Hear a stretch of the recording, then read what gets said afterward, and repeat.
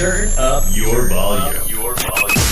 Because you're about to listen to The Sick Podcast. Coast to coast college football. Oh, the band is out on the field. He's going to go into the end zone. He's going to get out of there. The sickest college football podcast. There goes Davis. Oh, my God. Davis is going to run it all the way back. Auburn's going to win the football game. Auburn's going to win the football game. He ran the missed field goal back. He ran it back 109 yards. It's going to be sick.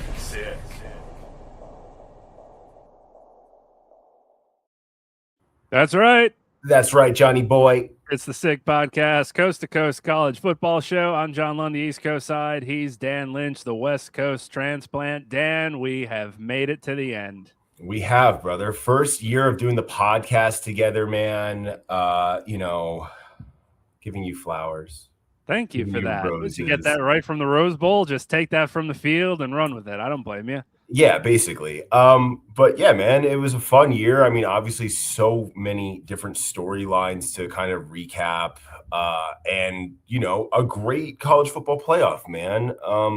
I think in the beginning it was kind of like, man, this is going to be a bit of a stinker with the games that were on campus, but overall, I think the playoff completely delivered, man. So flowers to you, flowers to all the listeners, flowers to Sick Podcast Media Company, man, for letting us do this. And it was a fun year, dude. And it's kind of crazy that it's over and we're only like 218 days away, but who's, give or take. Yeah. As Chris Berman liked to say on his show when he'd be the last to wish folks a Merry Christmas or a Happy New Year, let us be the last to wish you a happy national championship and a recap of said national championship that you've already heard for the last better part of the week, but you haven't heard from us about it. I'm sure we'll have different takes and angles, so strap in. We're angrier than most people.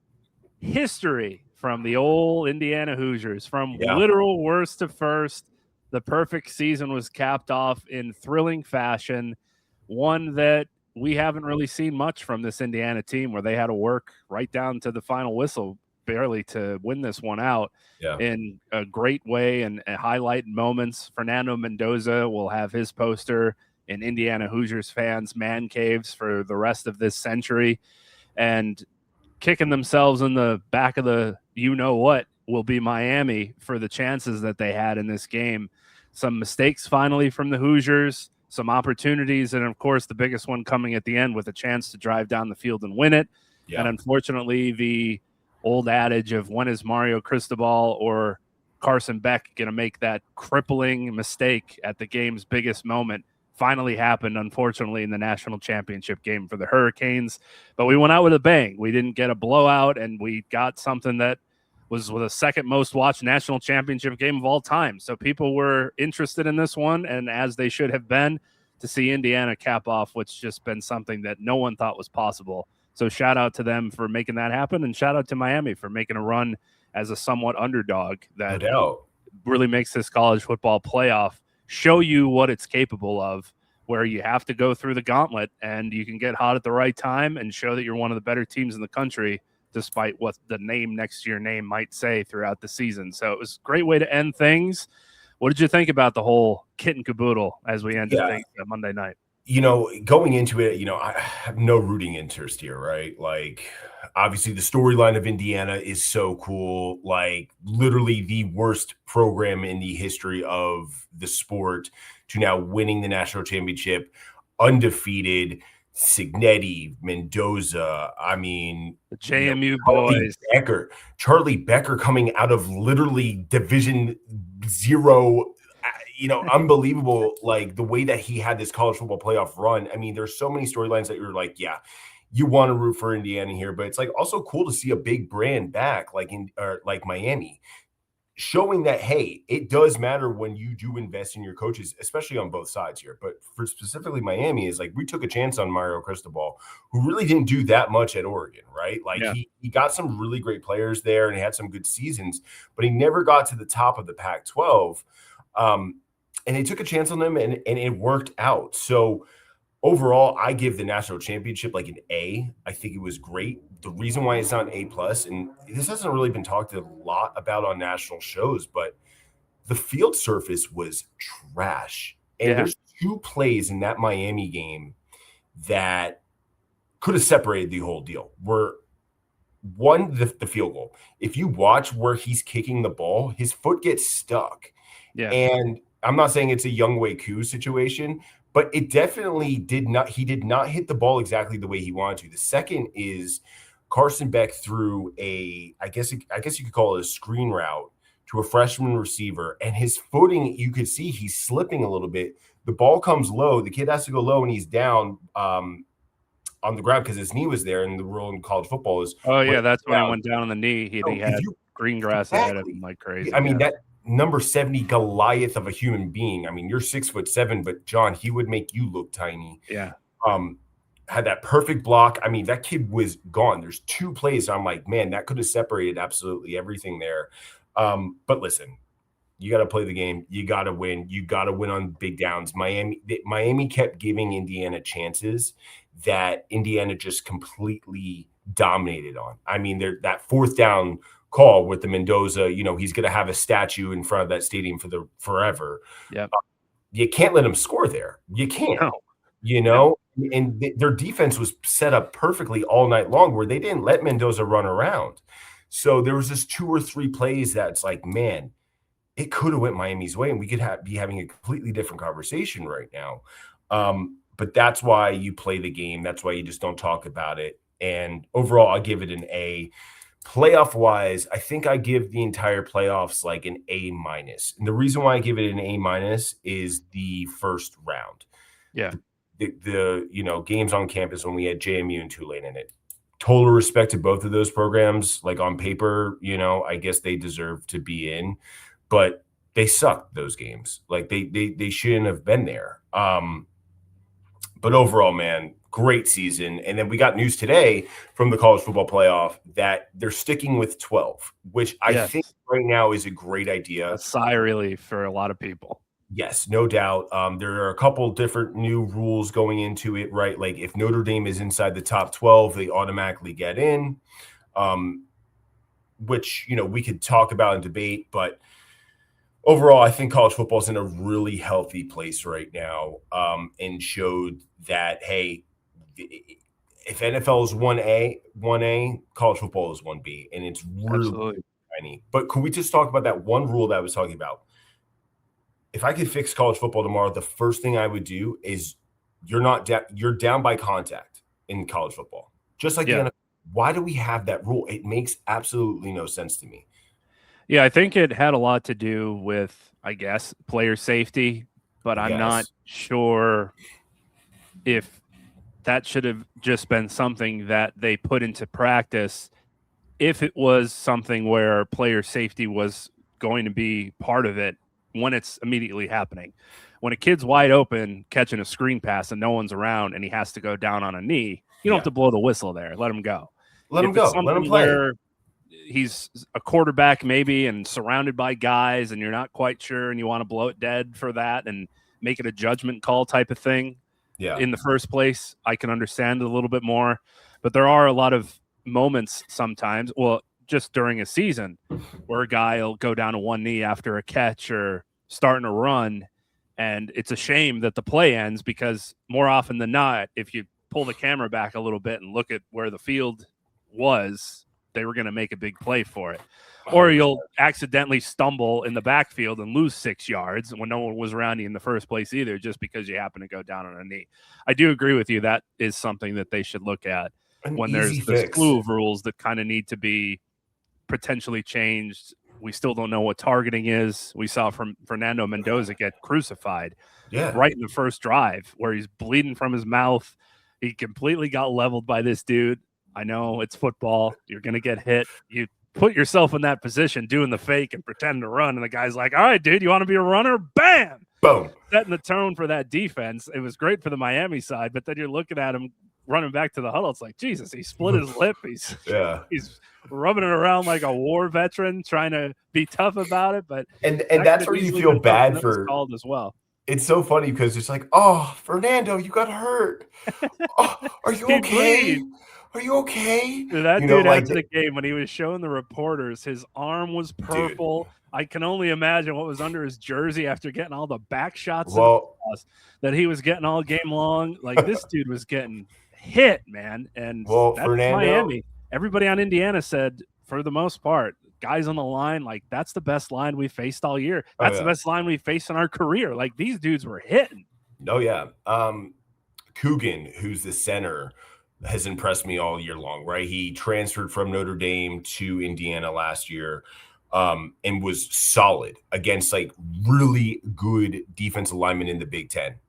And that game, he looked like a pedestrian. I mean, that 99 for Miami is going to be a beast. And I feel like, just because of, the storyline behind Indiana, like a lot of credit should be, going to them. But like, listen, Miami, the way that they got here is kind of incredible. Like, they should not have been in this game at all. I mean, during the last week of the college football playoff selection show, it's like, is Miami going to get in? And they did it, and they proved that they were supposed to be there.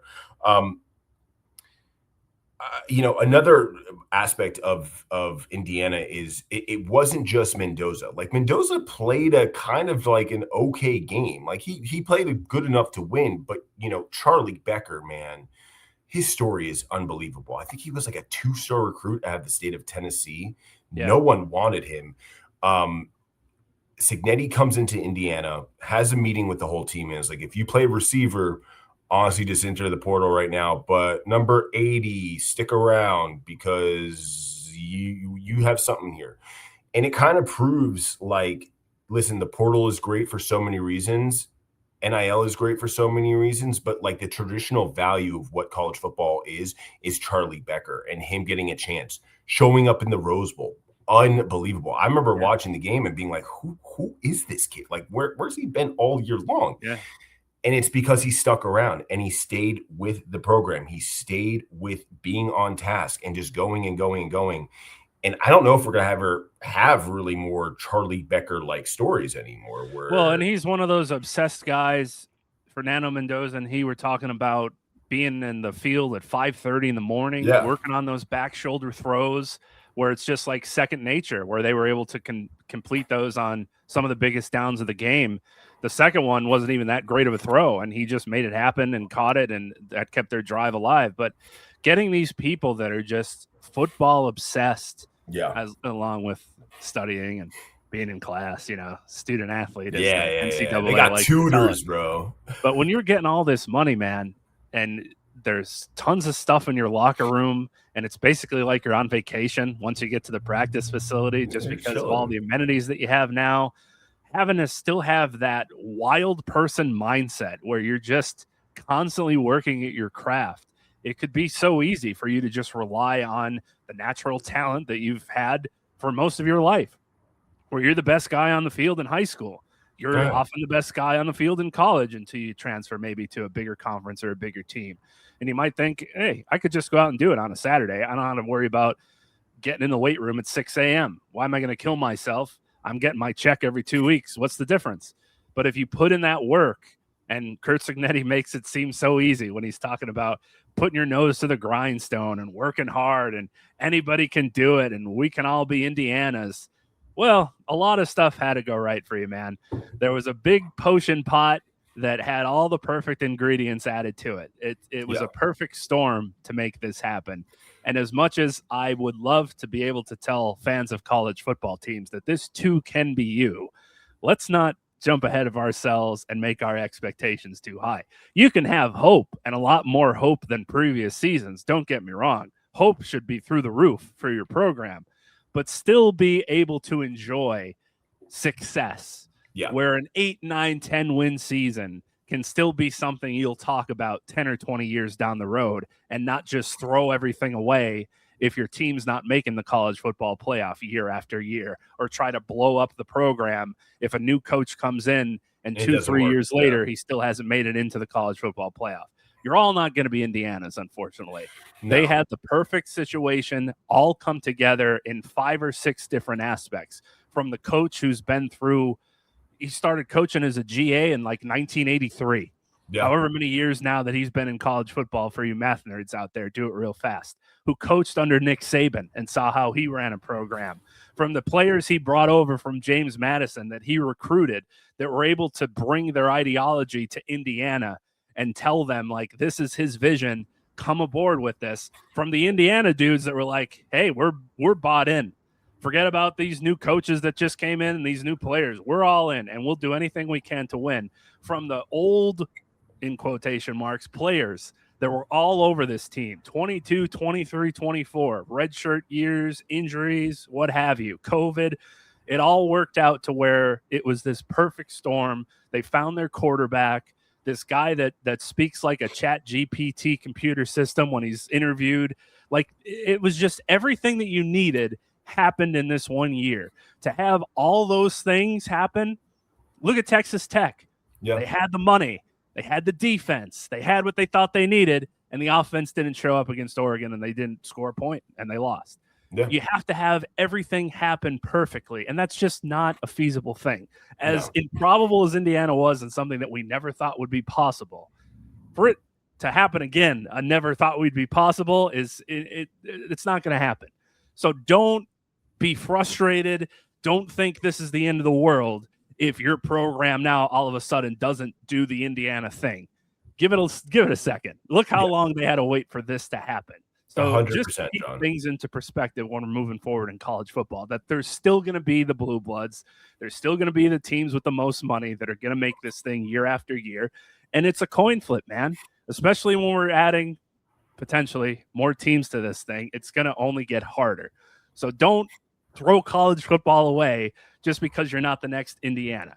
Hold on a second and still be able to enjoy what old college football success used to be, when making a bowl game used to matter to these people, when memories are getting made for if you beat your rival or if you beat a ranked opponent and storm the field. Still enjoy those moments, because it's all not going to be a Cinderella story and an Indiana success story every time. It's just impossible for that to happen. But credit when it happened, because we got to watch it. Hoosiers Part 2, whenever somebody wants to write the script for it. I was talking about that. Who do you think would play Signetti? Because I have a good name that I want you to. John Hamm. That's a great one. John Hamm as Signetti would be unbelievable. That Mendoza, stoic delivery that he used to give in Mad Men, that's perfect. Like, terrifying, right? Mendoza's tricky. I don't know where you kind of go with it, but if you're just paying attention to Hollywood, Timothée Chalamet, bro, put him out there, man. I was just that, Dan. I was just we're on the same. Yeah. As you know, he loves looking right at the camera, like completely ignores the proper Hollywood. Like, oh, I'm supposed to look at the interviewer. He'll just sneak one in every once in a while. So those are two. Perfect. Yeah, I don't know. And I mean, honestly, why don't you call it Hoosiers 2? Like, you have the branding there. Right. Why not? And people are going to know it's the football version. Like, they made however many earbuds they got to. We know which one is the one about 100%. basketball. And then the one that they kept going, football. We got all the sports for man. Now I want some vanilla pudding from, I believe, Airbud 1. Yeah, that's the OG Air. That'll make you cry. Feelings that you've never felt before. That soundtrack is just pulling out the honestly, I don't know too much of the soundtrack, but I'll do some homework later. So when it comes to Mendoza, right? Like, you know, the college or the NFL draft is coming up in a few months. And as of right now, everything's pointing for the Raiders to take him. Like, what is he, like minus 7,000 on the sports book or something like that? So you saw Mark Davis, you saw Tom Brady drooling over him, right? And you may have dropped a "Let's fucking go" live on national television as an ode to Tom Brady. We're not exactly sure. I thought that was a fantastic moment, but as calculated as he is as an orator, there's a chance that he snuck that one in there, not only for his teammates, who may have even dared him to do it, but you better say it, dude. Yeah. When I was watching him during the regular season and then, you know, kind of during the playoff run, I was like, okay, I'm getting it. I'm seeing him more as an NFL type of quarterback. But I do want to remind people that offense that they run at Indiana is not what is run in the NFL, right? You're not having multiple checkdowns every single call.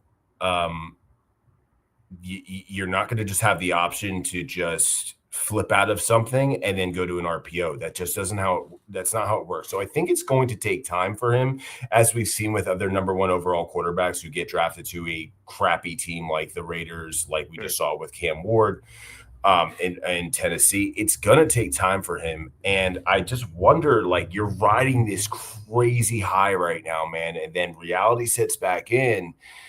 How does that impact a player like him? But we've never really seen a quarterback like Mendoza and his personality, kind of go forward. I can't think of another quarterback who's been this positive and robotic other than Andrew Luck, I guess, right? Is that like a comparison to like a personality, like, kind of football, family, faith? Yeah. That's all I do, but out here for my guys, man. Out here for my guys, man. But that's my only like question of him going forward. Is like he needs his own transition to the NFL. Man. He needs to find a coach that can use his talents, that can formulate the offense around what he's good at, and I don't want to say simplify it, but in some senses, just here's what we're doing, here's what I'm asking you to do, and if you go out and do it, no problem. Because Indiana didn't have a ton of bells and whistles to it, both offensively and defensively. They were kind of like, this is what we do.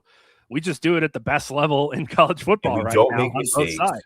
We don't make mistakes. We're not going to have a mental issue going on with a play call or anything. I mean, if you look at like the way that they set up plays, they are almost perfect on every single one of them from all 11 players. When you go to that next level, obviously the talent is a lot better. Everyone is faster. Everyone is stronger. Everyone is meaner. Does that translate? And that's my only question with him when it comes to the NFL draft. But you could see him having like the Peyton Manning rookie year. Yeah, totally. Tons of picks, a lot of dejection, but some guys can come out of that better for it. It's just that mindset of, can you just keep focused and know that eventually you're going to get there, which is similar to how his college football career went. Kind of. Can you just keep that mindset? And when the perfect opportunity came for you, you took advantage of it. I also want to give some credit to his little brother, Alberto, because it's very easy just to be, hey, you know what? I'm enjoying my time in Indiana. I'm just going to I don't have to buy a drink because of my brother. He's going. So I believe he signed with Georgia Tech, which is really interesting because Georgia Tech is kind of like a team like Indiana that has pieces in places, has a very hard-nosed grinder coach. Would love to see that bloom out there and kind of make his own path there too. But yeah, man, to kind of put a cap on the Indiana Hoosiers who, if you told me this 3 years ago, I would have like drug tested you right there. I'd be like, you could have told people this before the season and like the same thing would have happened. Are we in an NCAA football, simulation? Is this a video game? Because I could go 16-0 in the video game. No problem. Yeah, but unbelievable run, man. I mean, it's we talked about this the last time we were talking together, John, and I think we know the answer now. This is the greatest American sports turnaround story ever. Sure. And I still can't think of anything close at this level with the amount of athletes who are just superhuman freaks now, like, and the teams that they beat. I mean, it's unbelievable. And also want to give a shout out to the Rose Bowl. The last 3 national championship winners are all Rose Bowl winners. There you go. So if you want to win the national championship, you got to come through Pasadena, baby. On the Miami side, it's been interesting to hear what they'll be able to do next year because they're losing some decent pieces on their defense, obviously, but they're bringing back some of the best playmakers in college football on their offense. They're reportedly going to bring in Mensa as their new quarterback if the courts decide to go in that favor because Duke's contract was very specific. Who knew Duke knew law? Everybody. So it's something to see whether or not he'll actually be able to do that. And Duke's favorite wide receiver also planning to leave with him if that's the case and enter the transfer portal. So if they can get their quarterback, he's got a cavalcade of people that can make plays around him. 100%. I also wanted to shout out Chris Fallick of the Bear, unfortunate for him as a Miami grad, but he brought up a good point that I didn't notice at the time, but when you see the camera angle, you can see what he was talking about.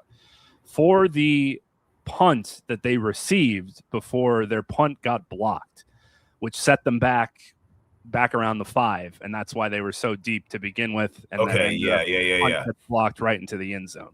Right. He believes that they were running a trick play on that punt. And if you watch the extended camera, they have a guy lined up all the way over on the left side of the field with no one around.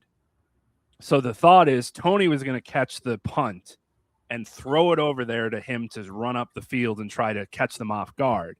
And that's why he caught it so deep in their own territory, because the play was on.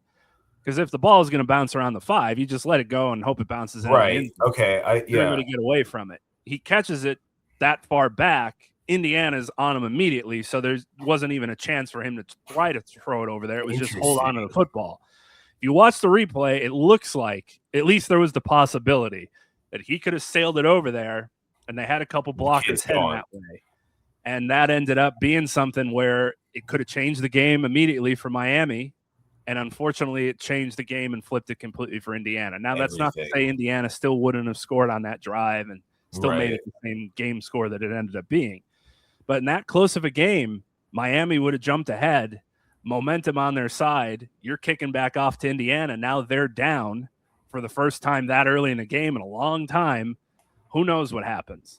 Yeah, that's a great point, too. There's these little intricacies to that game. You mentioned just like simple stumbles on the field. Indiana fans can argue that they were letting them play, no question, in the backfield and in pass interferences and holdings for a lot of the plays that were questionable.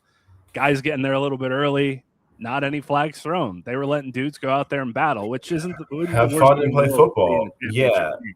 But there were moments as Indiana fans where they could look at the defense and be like, well, they were so good because every time we throw the ball, they're hitting our guys before they have a chance to catch it. So there were all these little things that could have went their way. It was unfortunate for Miami, too, that it just took them so long to do something on offense. Yeah. 0 for 4 or 0 for 5 on third downs. Obviously, the missed field goal. The whole first half was a wash on offense. Pretty much. They couldn't get anything going, and they kept trying to run it, and finally they broke through. Fletcher has that explosive play to score a touchdown.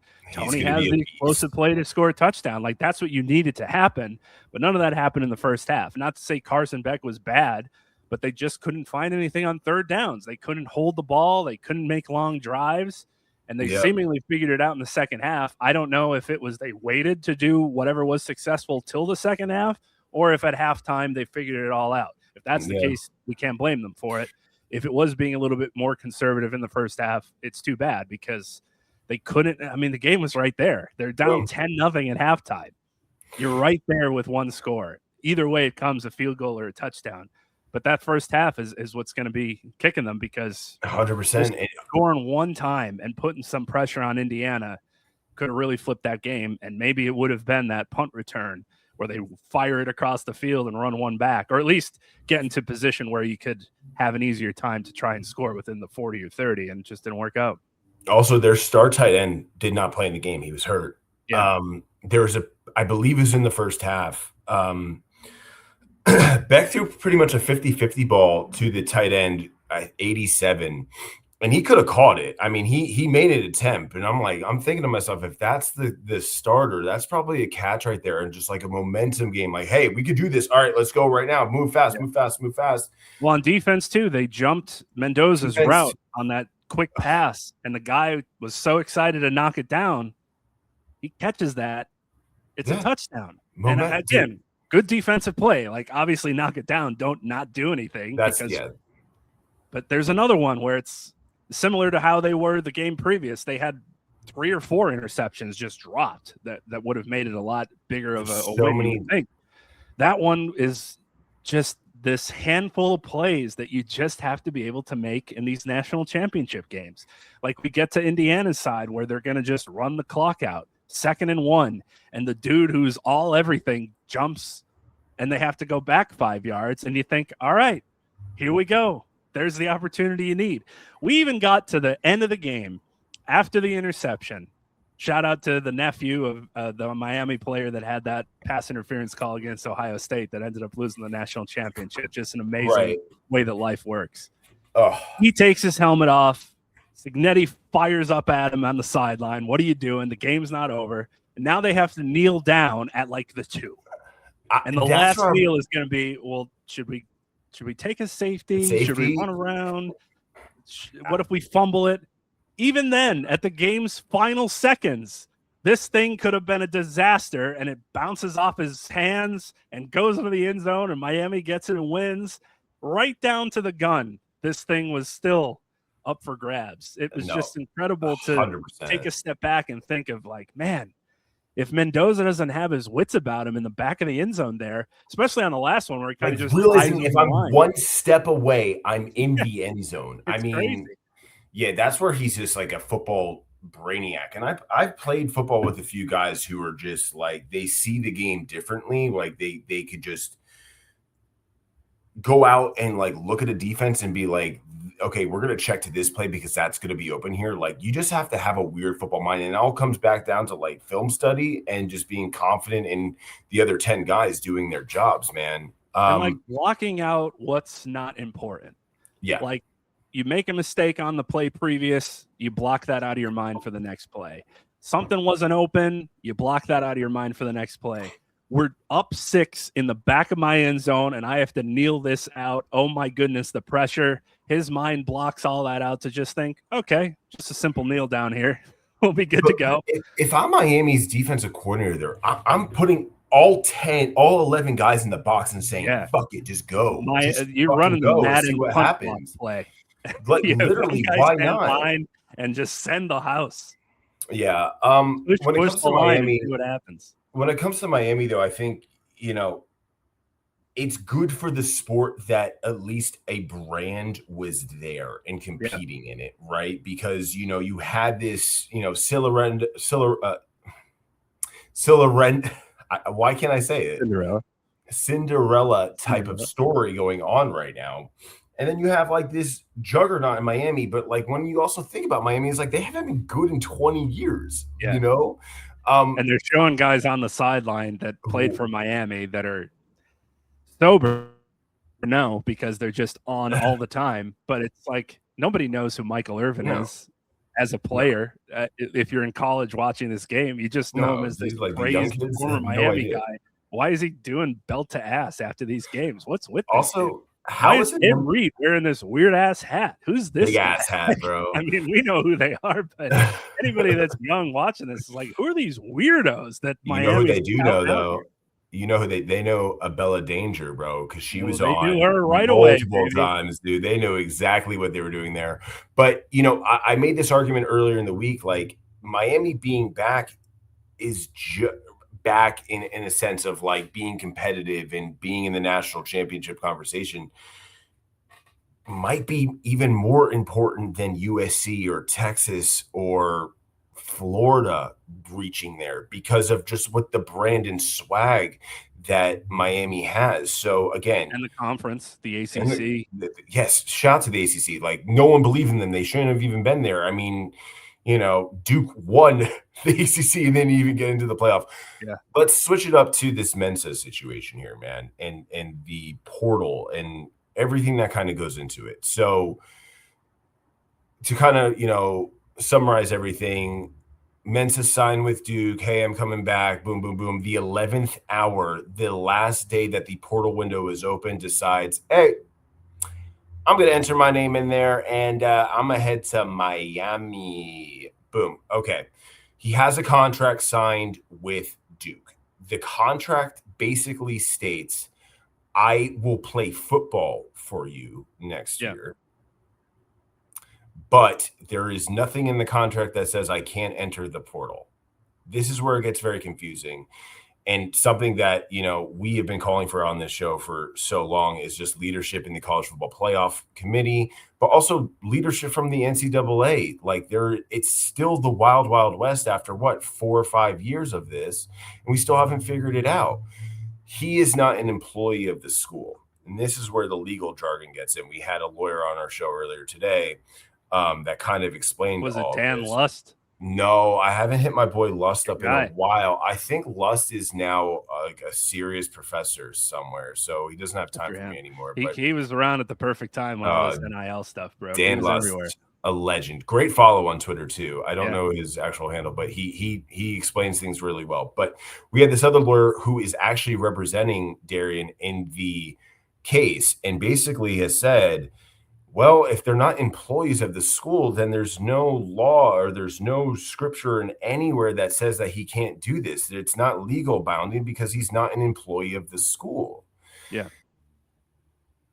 So everything is kind of leading towards him leaving this program, becoming the next quarterback of Miami. And yeah, it sucks because it happened in a sketchy way, but you can't blame the player here. Right. You can't blame him at all. He just, okay, I believe he graduated. I think he's a pretty smart kid. So, you're going to go back to Duke and get, a master's program or whatever, but that's really hard to do. You need to go to class at Duke in order to do this. It's not, right. They're not going to just give it to you. Why not go to Miami and just do it? They're going to be set up for success. I mean, they're going to be bringing in a bunch of kids, and they're winning in recruiting battles in the state of Florida right now, where we used to see for the last 20 years, if you're a real dude from Miami, you're not playing in Miami. You're going somewhere else in the SEC. That's just not the case anymore.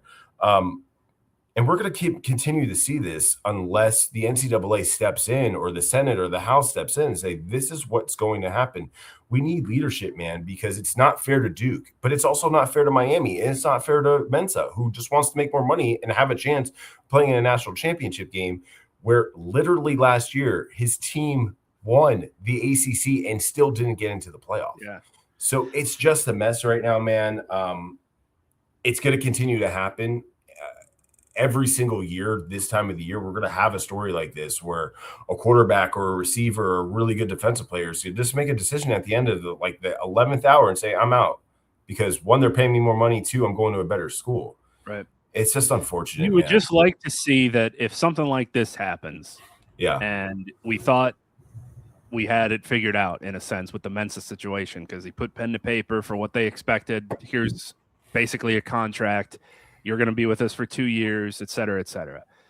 If they do find a loophole and if they find a way to get out of this, which they most likely will. They will. Oh, yeah, somebody in the NCAA should just look around at the situation and say, okay, it was fine this time. You got us. But let's make sure it doesn't happen again, or let's fix it to where it's not going to be like we're coming down on you specifically. Let's make sure this issue is resolved for the next times that there's this possibility. Let's fix it now.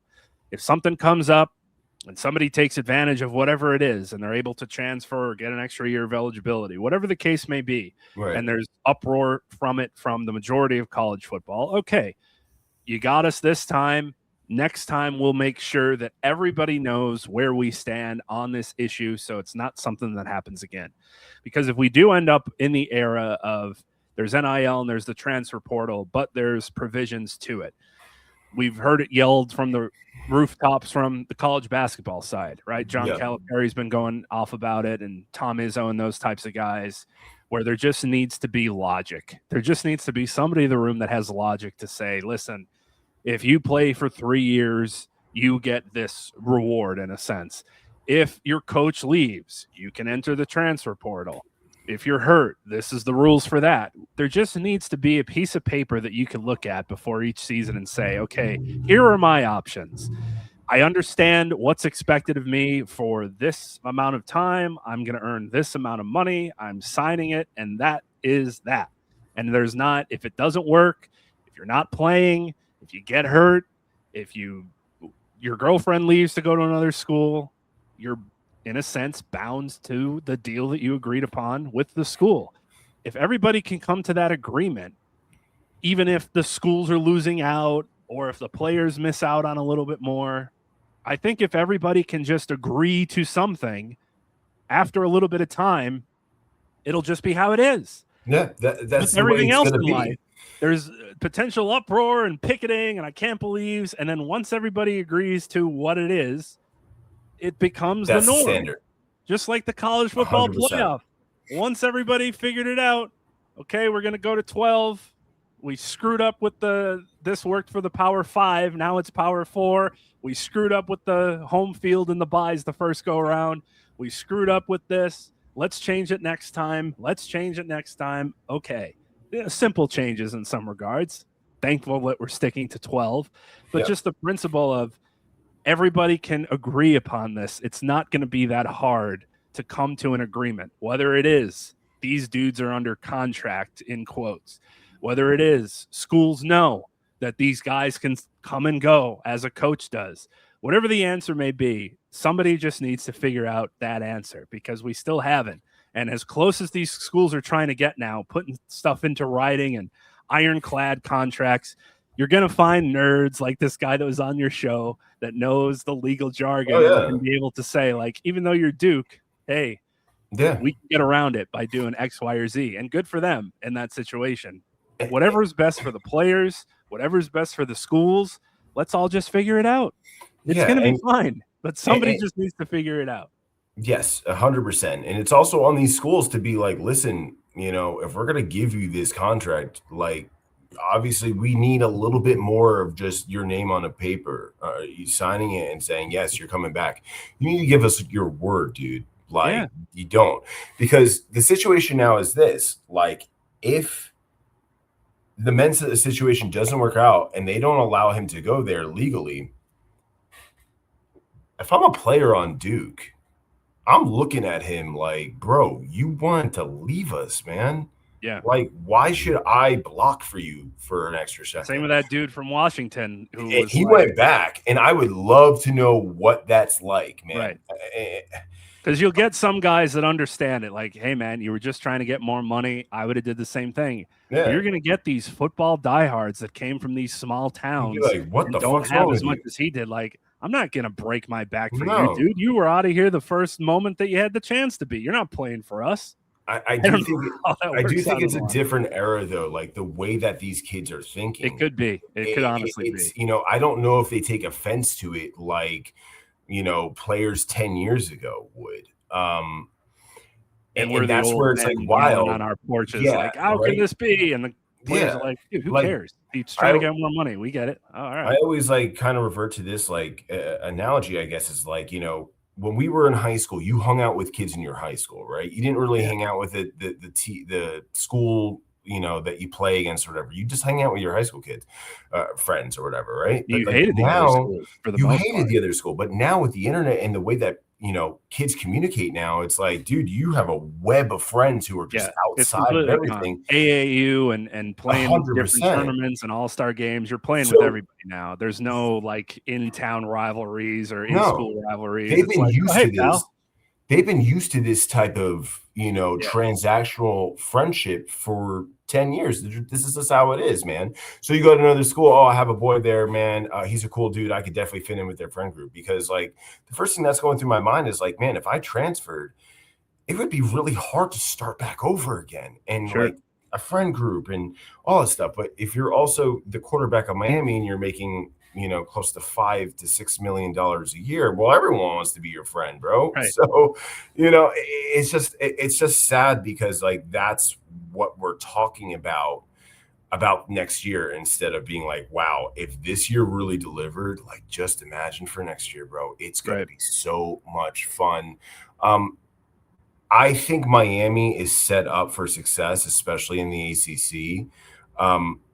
But college football has become a year-to-year game where everything could change, man. Like, who knows? Nebraska could be really fucking good next year in the Big Ten.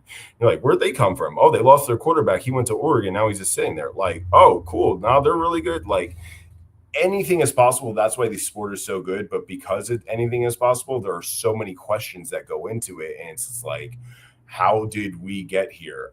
Did you see ESPN had their way too early top 25 and way too early college football playoff top 12 with Hawaii? Yes, I didn't click the link though, because I refuse to click those links.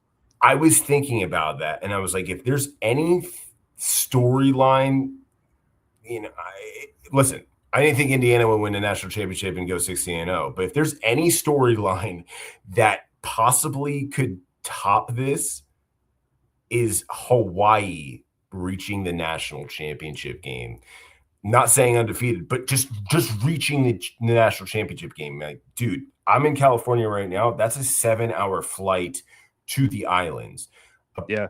And they're doing that every other single weekend with, listen, there's some great ball players out there, but they normally go to the, the bigger schools in the States, right? But like, man, how insane would that be? Somebody right? did tweet that, and I forget who it was, where they said Bill Colony, cool. I think, put it out. Yeah. How cool would it be to see Hawaii hosting a college football playoff game at 11:30 Eastern time on a Saturday night? One of the best tailgates I've ever been to was UCLA versus Hawaii week 0 years ago. And, it's hot here in LA. There's not a lot of people out there, but the Rainbow Warrior faithful showed up, dude. I'm walking around doing my pre-interviews with, fans and stuff, doing my thing. And they were the most friendly human beings. They fed me like no other. It was the first time I ever had like a plate, is what they call it. Some of the best food I've ever had in my life. Now I'm obsessed with Polynesian Hawaiian food now, man. It would just be unbelievable, dude. And I was just thinking, I don't know if we're ever going to get something like this Indiana story again. But again, if Hawaii did, sick uniforms too, by the way, love that. They've been playing in a high school stadium for like the last 4 years. I think they're opening up their new stadium next year. I don't know. Yeah. But also at the same time, like, dude, if you're like a real okay, you could play at like a Power 4 school or anything, but like, if I was in the transfer portal, my first school would probably be like Hawaii. Why not go out there and just live in Hawaii? It would be like the mindset of, remember when you were growing up and first learned what homelessness was, and you just thought to yourself, like, why wouldn't you just try to hitchhike across the country? And if you're going to be homeless, go to like a warm climate. Why are you homeless in New York? And then you grow up to understand the severity of homelessness. And it's not just this simple thing that people are doing for fun. When you're a little kid, it's like, wouldn't you want to be somewhere warm like Florida or California? Why are you same thing for the transfer portal when you're a little kid? Like, when you want to go play in these nice warm conditions and get the best food and see the hottest women and all the things, you're going to play like Indiana. Have you been to Hawaii? Play there.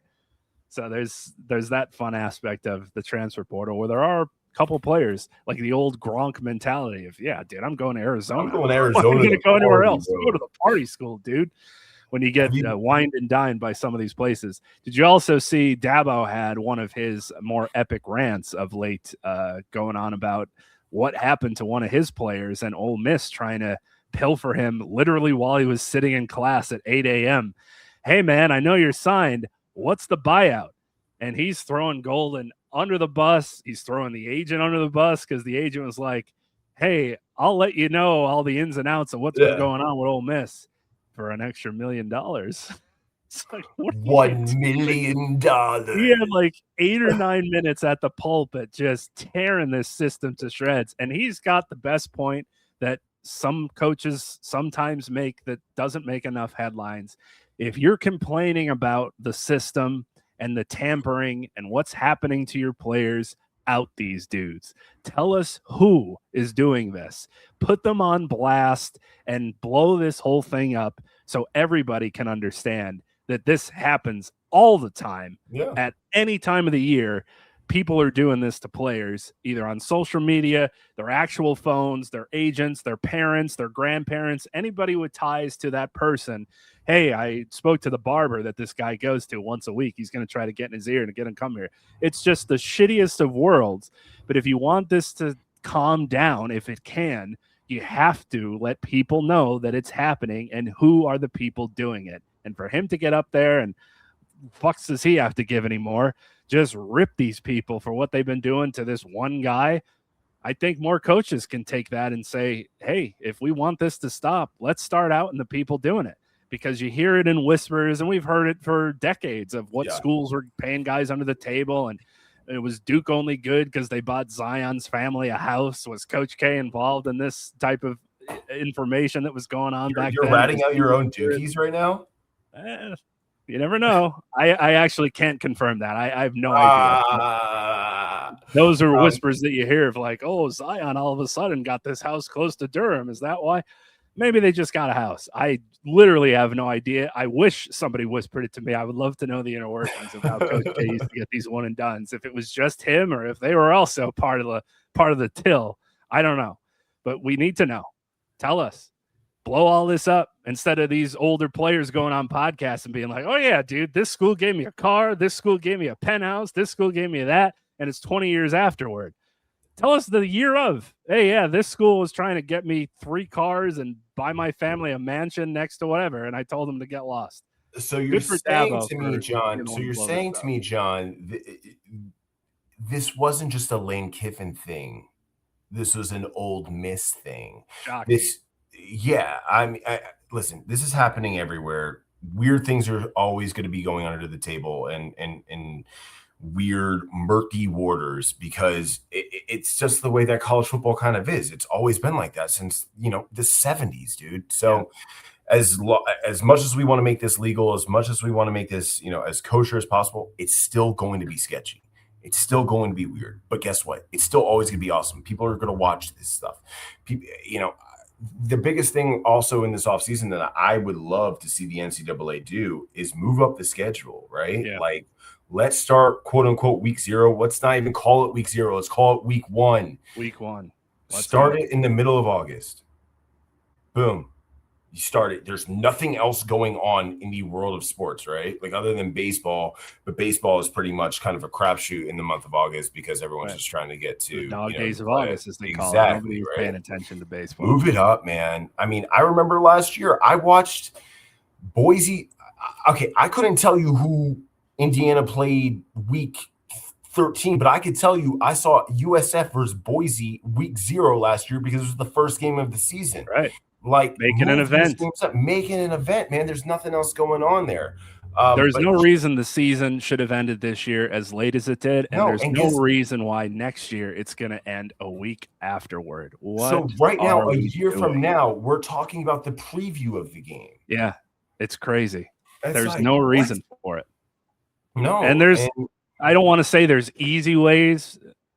Credit to Josh Pate, as much as it pains me. His commissioner rants the other day on his show of how to fix this, what to move back, when to play things.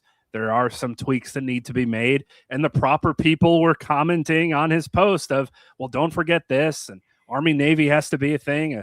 Army Navy the country only knows that game exists and feels like it needs its own day and week because now college football. Fan. It's now against the law to move that. Yeah, it's against the law for that time to happen. Which is college okay. Football. Okay, kind of, but we know put that into your contract. Put that into the scheduling. Fine, bring a piece of gold and some frankincense and myrrh to appease the king, and we could keep going with the rest of the schedule. But there's a lot of good ideas out there that are just logical from college football minds. That if they can get with the logical college academia minds of who makes the academic schedules, when holiday breaks fall, when the spring semesters start for these schools. Yeah. As we mentioned before, somebody can figure this out. And that's all we're asking for is to just figure it out with logic. Maybe everybody will come to the agreement with it. Maybe it's us, John. Maybe it's us. Maybe Josh is listening to this right now, and he's like, I heard some ideas from the Coast to Coast College Football podcast. Like, bro, it could be us, man. Talking about. It could be us, man. It could be us. Yeah, but hats off to the season, dude. Unbelievable year. It's going to continue to just be an amazing sport. There's nothing like college football, bro. And had such a fun time doing this show with you this year, Brick Dog. Yeah, and there's plenty of random things that'll happen throughout this offseason where we could just hop on and spout off some things of once this transfer portal stuff finally dust settles with it, because there's it does end this date, but there's a postmark to when they have to get them in, and there was no mail on Martin Luther King Jr. Day, so it bumped up to Tuesday, but now there's an exception for Wednesday, and now it's just going to court, and it's like, just tell me who are on these teams so we could start putting together these way too earlys and see who's going to be good and what we could look forward to. But they went out on a high note, no question about it. Second most watched game of all time for a national championship. What was the first one? What was the first most watched game? I forgot to keep scrolling down the list to see what the most watched national championship game was. Let's see. Clemson, the random Bama. Generated AI Google is going to tell me what. I'll say Clemson, Bama, the first, or with Lawrence. Second most ever, behind only the 2015 game. Well, that was when Ohio State played Oregon. That was 33.9 million. This one was 30.1 million. Damn. Most viewed non-NFL sports event since Game 7 of the 2016 World Series. The toaster roast is, can you tell me who played in Game 7 of the 2016 World Series?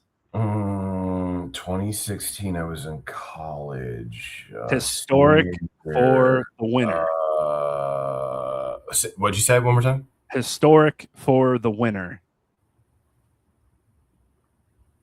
Potentially breaking a century-long streak of Cubs. losing. The Cubs versus the Red. No, the team they played no longer has that nickname that they had in 2016. Also, a team that Tampa was off of Schneid. Tampa. No, you have to think more of race. Oh. The Cleveland Guardians. How could I have slipped my mind? Okay, yeah. Okay. That was worth having the record for most watched game, no question. Okay, yeah, makes sense. There we go. A little history for you kids out there. Check it out on the old YouTube to watch that Game 7. That was definitely worth your time. That's it for college football for the 2025/2026 portion of the season. We move on to see if a story can be written about another team from the beginning of 2027. Most likely not, but we'll have a great story regardless, because even if Indiana does get back, it would be, can they repeat for the first time since whatever team last did that? Yeah. Miami gets back there. These blue bloods are breaking down the door. New coaches at all these different places. New transfer portal people coming in. Notre Dame getting in automatically. Can they make the best of the situation? We'll have everything and all the storylines when the time comes. You can find us at London Bridge on Twitter. He's at Dan Lynch Sports, SPURTS. We're also at SickPod CFB, YouTube, Apple Podcasts, Spotify, wherever you're listening, watching, viewing, you'll find us. Dan, enjoy probably having to go out to somewhere in California to cover NFL training camps soon enough. We'll talk before then. Ain't no rest for the wicked. Stay warm over there while we over in the Northeast are battening down the hatches for one of the worst blizzards to hit the East Coast in a long time. Since 96. Since 96. Global warming ended, baby. If we still had that, who knows what would happen. Stay warm, everybody. Sweet mercy. And that's a wrap. Hope you don't miss us too much until next time. Follow the Sick Podcast Coast to Coast College Football on YouTube, X, Google Play, and Apple Podcasts.